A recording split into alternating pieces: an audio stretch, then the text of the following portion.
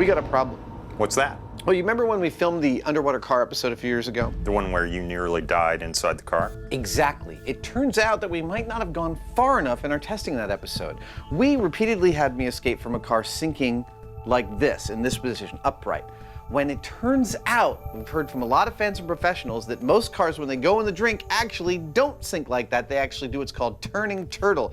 They go all the way upside down and sink like that. And so what's the difference? Well, supposedly, it's far more disorienting and much more difficult to get out of an upside down car. And so you figure that the techniques you used the last time to get out of the car wouldn't work so well? Yeah, that's exactly what we've got to find out.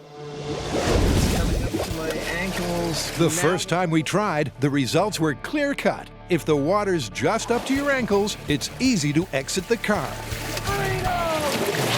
But when it passes your knees, the pressure disparity between inside and out means you'll have to wait till the car fills with water. Then open the door and swim to safety. Woo! But those tests were done right side up. And according to Operation STAR, that's Submerged Transport Accident Research, cars sinking in water deeper than 14 feet nearly always turn turtle. So where do we start? Well, it seems that there are two main problems with the upside-down sinking car. The first is that when the car turns over, you get totally disoriented and don't know which way is up or down. Okay. The second is that it's much harder to wait for the car to fill up when your air pocket is where your feet are. Let's start with disorientation. I have an idea. Okay. And here's Jamie's big idea. Adam gets strapped inside a massive gyroscope to see if turning topsy-turvy, even on dry land, upsets his sense of direction. Watch your fingers. For a minute or so, it's a hoot and a holler. Hey, hey! But even Adam has his limits. I pretty much stopped having fun. Before Adam loses his lunch, let's find out if he came close to losing his bearings. Here's the thing. I never really lost track of where the force of gravity was coming from while riding this thing. And I wasn't inclined to close my eyes because, like you, I'm not interested in being covered with my own vomit. But this myth, luckily, isn't about detecting gravity in air, even in something as disorienting as this human gyroscope. It's about detecting it in water and underwater. It's a whole different ballgame. This device is really cool, but there are several reasons that it won't work for us underwater. And the first is that I need to be able to control the movement. As this is designed, Adam does it, and that just doesn't work for us. Secondly, I only want one axis of movement, up and down, and this has got, well, it's got like three. Okay. Thirdly, Adam needs to be able to get out of here in a hurry. So I'm going to take care of all of these things and build my own. So this is Jamie's Wheel of Misfortune, a man-sized hamster tumbler that's purpose-built to not only disorient Adam, but to work underwater. This is it. Adam will come and stand here like so, and I'll rotate him around and around, and when I stop, he can just freely come out like this, and he'll swim off in whatever direction he thinks is up. It's a straightforward plan that needs just one more thing, H2O, and plenty of it. Okay, off to the pool. They'll need at least 8 feet of water, and this dive school's got 10 in the deep end. Let me explain how this thing's gonna break down. Jamie and I will walk the disorientation rig into the pool and set it on the bottom. Once it's in place, Jamie will position himself next to the rig in full scuba gear, and I will swim down to it. Put my feet on the paddles, put my hands in the handles, and put on a pair of blindfold goggles that completely negate my ability to see.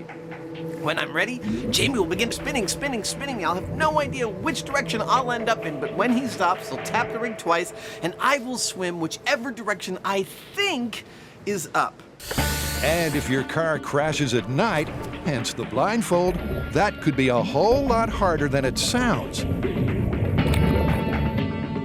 You know when you're hanging upside down on the monkey bars and the blood rushes to your head, you feel that pressure? I didn't expect this, but I can feel that pressure underwater too. After 30 seconds of blindfolded spinning, Jamie sets Adam adrift. And without hesitation, he heads straight for the surface. In the name of due diligence, they try it again. And again. With exactly the same result. Ha! Found up again. You're 3 for 3, huh? I am. I think it's your turn to try this rig out. I'm game. All right, let's do it. Adam's efforts are a kick in the teeth for the myth. So let's see if Jamie's internal compass survives the big spin. He'll also do it 3 times over. We came here to find out if it was possible to lose your sense of direction underwater. And based on our testing, my feeling is that while there are a lot of cues to tell you which way is up, it's really quite easy to get distracted. That last escape left Jamie geographically embarrassed. So the concept of losing your way upside down now looks like it might hold water. So what do you think? I think it's all about presence of mind, because on one of the tests, I was having problems with my sinuses and I got a little distracted. And for just a moment, when you stopped the rotation, I had no idea which way was up. So you think given all the distractions of a car accident, your car going into the drink, that there really might be something to this? Yeah, I mean, you're in shock, and given a lack of any prominent cues, I don't think you'd have any way to tell. That puts confirming the myth right back in play. But it's also Adam's too easy exit that gives him pause for thought. That tells me something significant. It says that in the interest of eliminating variables, we might have actually created too sterile a testing procedure. That tells me we need one that's less sterile. We need one that's dirtier. We need to do this in a real car. That pool test was actually pretty interesting. Yeah, it was. There was just a brief moment when I was distracted by my sinuses, and I honestly didn't know which way was up. So you think there might actually be something to this story? Yeah. Then I don't think there's anything to do now but go full scale. Adam and Jamie have figured the only fair way to test their myth is to put Adam inside a real car and drop man and machine in a real lake. Well, I am standing on the edge of Pit 232, a former quarry lake in sunny Ione, California, which may look familiar to the careful viewer because we shot a couple stories here before. Right out there in the middle, we did this. And then right over there is the ramp where we did this.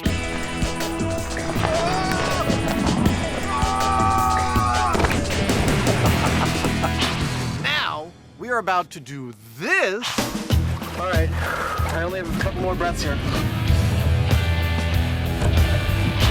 Except this time, we are adding an extra wrinkle of jeopardy just to make sure we've covered all our bases. It's time to sink an upside-down car with me in it.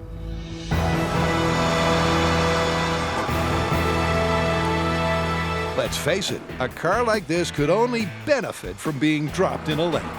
Time will tell if the same holds true for Adam. That's perfect. We can lower it down. In the interests of relative safety and good science, they won't launch the car, Dukes of Hazzard style, off a ramp and into the drink.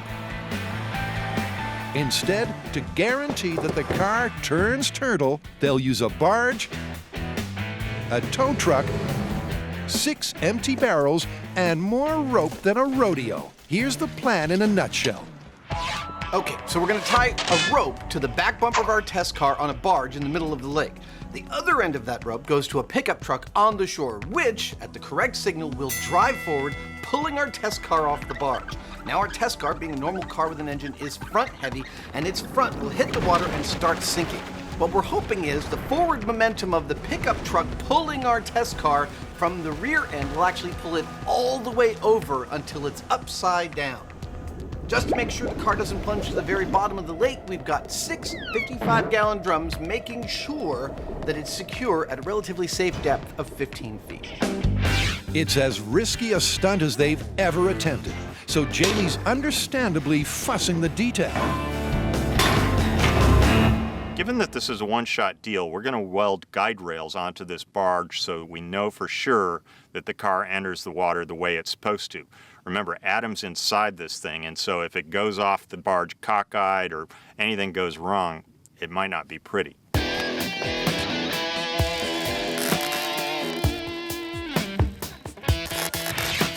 Equally ugly is the prospect of sinking all the way to the bottom. They've welded and strapped tight 2 clusters of 3 empty barrels to halt the descent at 15 feet under, just over the depth where the star report says most cars turn turtle. Will it work? Let's ask a buoyancy boffin. Well, our car weighs about 2,600 pounds, and half of it is tied to the barge I'm standing on. So I only need to support 1,300 pounds of the car with these barrels. Each one of them displaces 440 pounds of water, because a pint's a pound the world around. All told, that gives me 2,500 pounds of buoyancy for 1,300 pounds of car. That's well within my safety margin. That's enough flotation.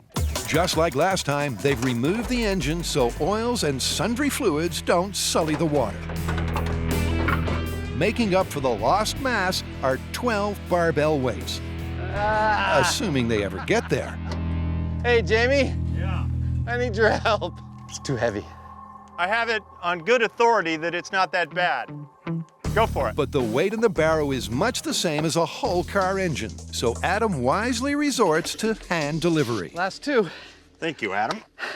That's the last of the heavy lifting, and it's time for the SS Poseidon to push off. Bet if you could see into Jamie's brain right now, he's reminiscing about being a barge driver on the Erie Canal, back when it first opened. The barge drifts into place at a spot where the water is 50 feet deep. Adam's next job is to secure those flotation barrels to the car. Now it's time to attach the lifeline, my safety system.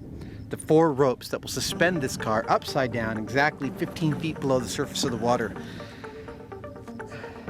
There's a lot of moving parts to this one. So let's hope this isn't a bad omen. They've loaded the barrels in front of the car instead of behind it. Gotta figure out how to get the barrels to the back of this barge, and it's too heavy for me to carry, so I got a solution. I'll take him for a walk.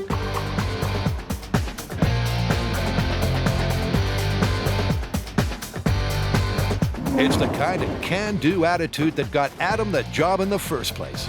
We also admired his capacity to take everything personally. In your face, barrels. But the whole crew knows that just one mistake could be fatal. According to Adam, the best way to diffuse any danger is to anticipate the worst-case scenario. We've isolated that the worst-case scenario for this experiment is that the car somehow detaches from all 4 of its mooring points, sinks to the bottom upside down so deep in the silty mud that neither my safety diver nor I can open the doors. If that happens, we will have to sit down there long enough for safety divers with salvage bags to lift the car enough to open the door and free us. Between you and me, even though we've accommodated for that, I hope it doesn't happen.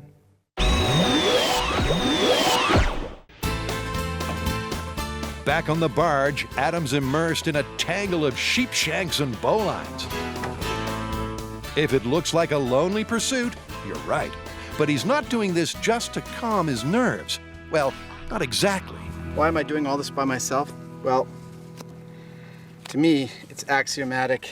If your life depends upon the rigging, do your rigging. While I'm sitting there waiting for this car to drop over the edge, I'm gonna be going through the rigging in my mind about 100 times. And I'm gonna wanna be able to picture the whole thing in my brain, so I might as well do it myself.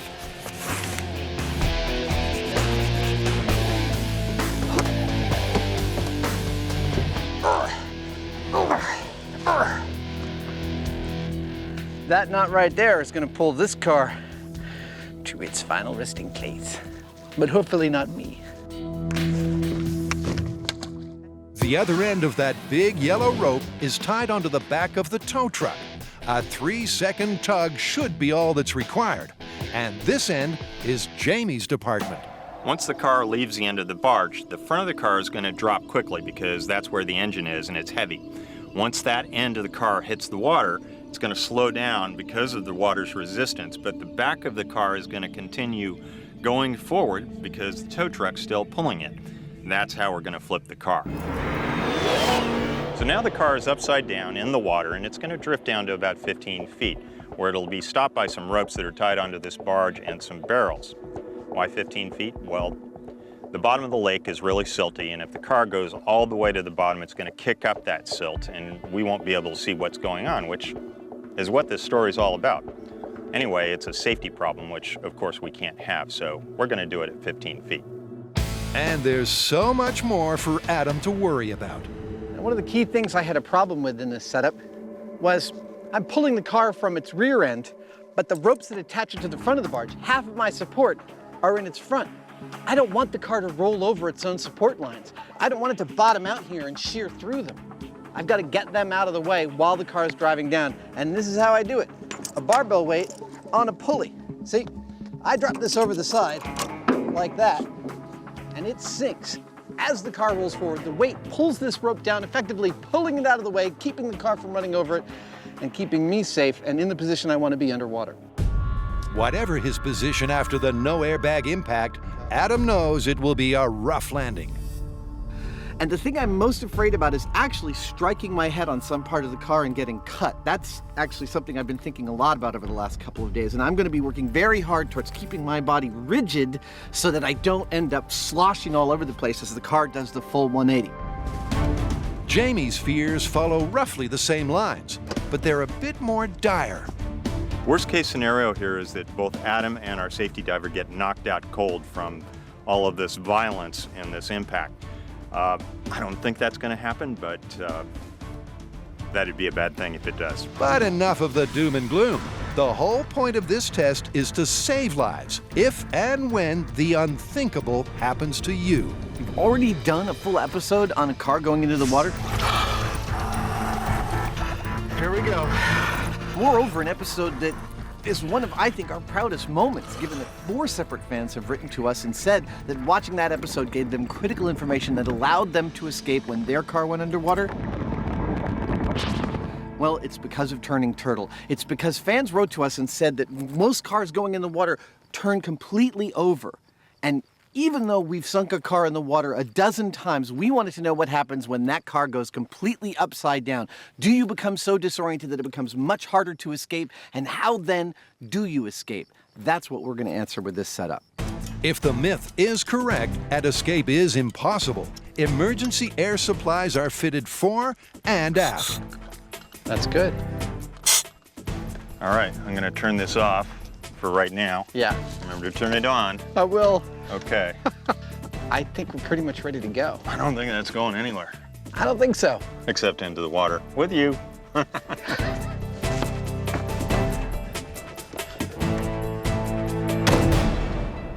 I think we've got every last little thing buttoned down. Are you ready to go swimming? Yeah, I can't think of any reason why we can't just go for it. Will you hand this to me when I come up? You got it. See you on the surface.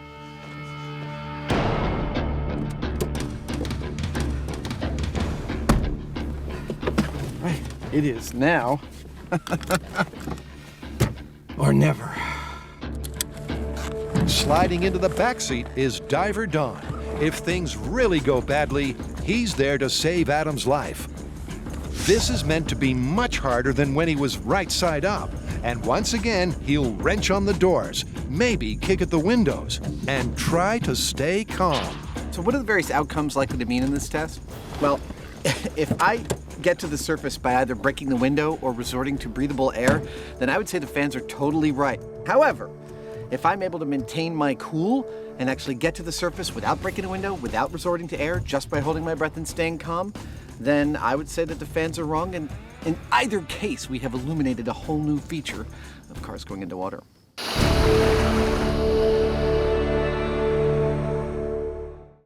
Adam and Jamie are finally ready to turn one of their classic experiments upside down. My goal here is to go underwater, turn turtle, and get back to the surface without either breaking the window or resorting to breathable air. Staying calm, maintaining my cool, rescuing myself. Previous tests show that Adam will have to wait till the car fills with water. When the pressure inside equalizes with the outside, he should be able to open the door. I survived! Woo! But can he stay calm enough, long enough to make his escape when the car's belly up? Mike, go ahead and start your engine. We're about to find out. In 3, 2, 1, go.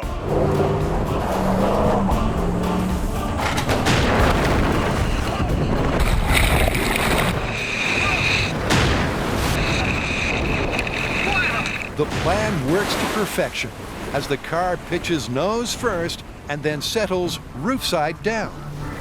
Adam's initial fears are unfounded. Both he and Don are so far uninjured. Oh, all right, the car's filling up. Whoa, it's definitely totally upside down. All our safety procedures are working great. It's slowly filling up. I'm definitely not going to try for the driver's side door. I'm going to try for the passenger door. I can't open the passenger door. Of course I can't. Because we're still sinking. The pressure differential. Woo, that was totally intense. The windshield shattered from the impact. We're still about 30 seconds from having turned over. My safety driver, Don, you're okay? Excellent. Inside the car, the pressure, in every sense, is rapidly rising. But back on the surface, Jamie's almost buoyant. Well, I can hear Adam making all sorts of noise inside there. I don't know what he's saying, but he appears to still be awake and intact. It's true. Right now, Adam's unhurt, unfazed, and surprisingly chatty. Waiting for the car to fill up so that I can open this door and escape. Right now, I can actually see out the back window. I can see daylight, which is really pretty tantalizing, honestly. It's crucial that Adam stays calm, especially as a massive curveball is coming his way. The upside-down car suddenly twists right side up. Oh, the car's turned over again. All right, and it might turn over again once we get down because of the lines we've got on it. I'm gonna try and open it with all my might. Ah! No. Okay. Stay calm. Wow, the windshield is totally spraying water out at me. Woo! Dude, I did not expect this. With each passing second, the car fills with water, but Adam does at least manage to stay with the last pocket of air. Let me see if I can open this door. Ah, no. I have no access to any doors in this. I have to wait until this car settles down.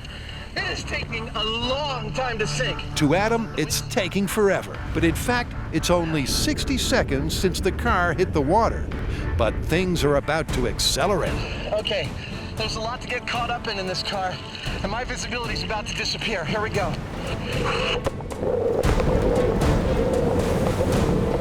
I can hear the last bit of air hissing out the back of the car, so these guys are pretty close to being totally in the water, and the car's going to be going down.